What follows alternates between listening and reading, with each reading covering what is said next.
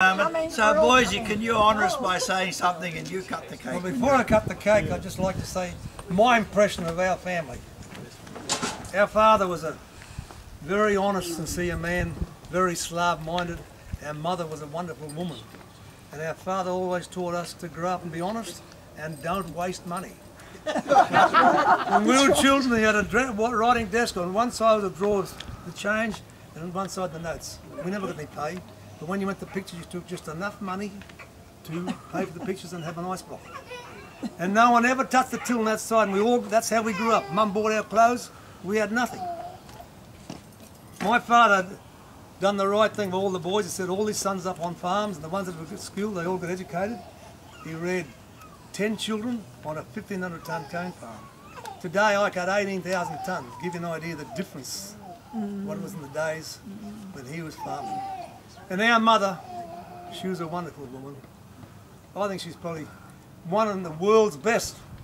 When she got married, she used to get my father's brother going to college. She'd pack their clothes to go to college.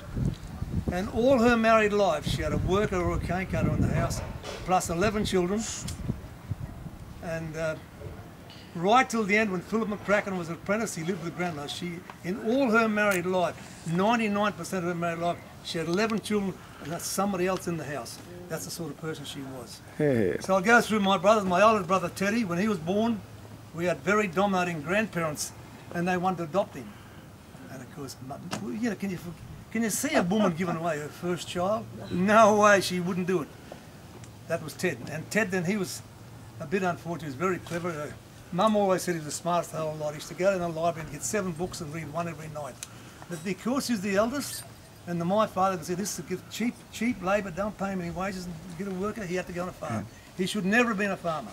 Then Val come along, and then these dominating grandparents wanted to marry her off to Hugo.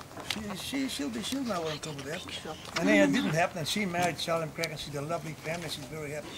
Then I came along, well, I started till when I was 4, and I was left-handed.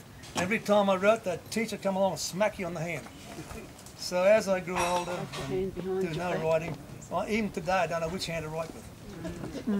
But I done well in life. Cane farming was good to me. I grew about 18,000 tonne of cane. And when I took the numbers of the last bin this year, it was my 67th year on the farm. So it's a long time, but it's been good to me. And I mean, it's my fault I had education. I wouldn't go to school. When I got on the mill board at the South Johns Mill, I became chairman of the board. And that's when I realised I had no education. It was bloody hard, but with a bit of bullshit I got past it. And help from death. And the help of my wife, with the you know, you got to write a thing about the whole year. She'd help me, but anyhow, I got through it. Anyhow, and then they wanted to sack the mill manager, and I wouldn't admit it, so they sacked him, and they sacked me too. So I had 2 years as chairman of the board, but I spent 18 years, I was the longest board member on South Johnson Mill. Anyhow, that's me. And then along came Matt. And you know, he was 4 years younger than me. I don't know what Mum and Dad done in those 4 years. There was no TV. And he had knock-kneed. And they put him in hospital. He spent about 6 months in hospital with his legs in plaster to bend his knees out. And then someone told Dad, get a big round horse and make him go to school on the horse, and that might bend his legs out. And he couldn't ride the bloody horse, and I used to lead the horse to school, and he'd sit with the horse. That's true. And then, when his second year at university, the old man was going to buy a cane farm.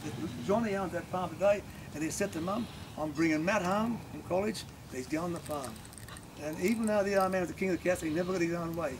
He never got his own way that time. And he was bringing him home. So Matt, you can thank your lucky star that your mother saved you from being a cane farmer. Hey! It's true.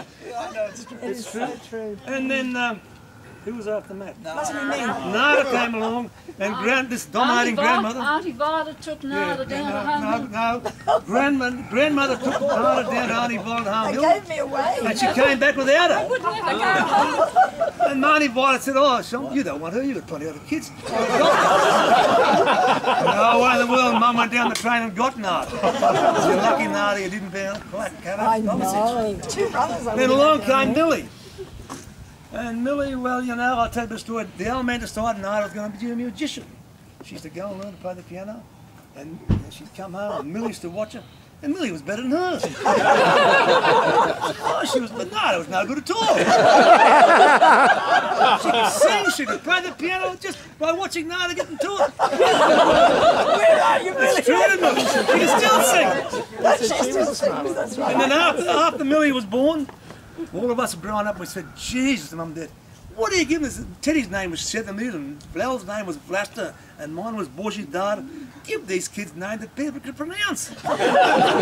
Which they did. I bet they all got double meaning names, you know. And the next one died. And then the next one died. Then Frankie come along, and Frank was we had a bitch with 4 or 5 pups. They'd get down these floors and bark at people when they come. And I went down and saw him about 2 days before he died, and I told him, he said, I can tell you better when he said, I should drink the milk with the pups. That himself. And he'd get up and go the chook run. The chooks knew him. He'd get up in the nest and chuck all the eggs out. The chook did all the eggs. Terrible child. Very smart bloke. Then along came Louie. Louie was always sick. I went to see him in the hospital, but the nurse said, your son's a lot better today. That's true. The nurse said, your son's a lot better.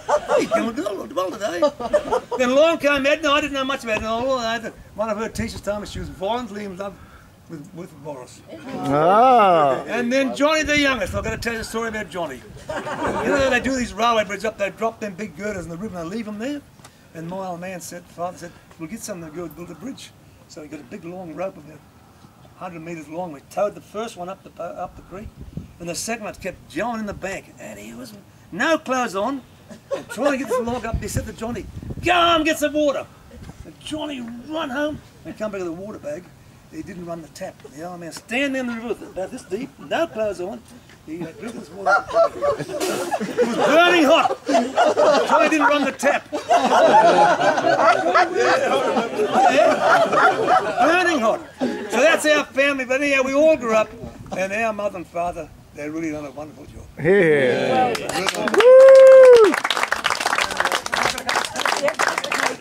Where's the knife? I haven't bored you all, but whatever I tell We you. got a knife? Very good. Yeah, the knife there. Do I cut the cake?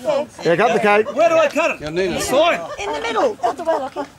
Right in the And middle. make a wish. Oh, well. He's the nicest boy. All the siblings around there. Yeah, good idea. Matt, I've got to thank all you people and thank Chris and Matt for organising all this. Matt has been a wonderful thing. I've really enjoyed it, and I'll cherish it for the rest of my life. Thank you very much. Dad, get all your siblings up there. There you go. Get all your siblings up there.